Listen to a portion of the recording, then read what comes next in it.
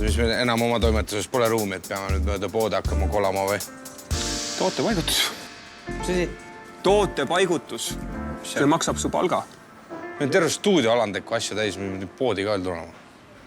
Mis sulle ei meeldi siis praegu nüüd? Ei no, mulle otsast meeldib. Mis seda teete? Hoolitseme enda eest.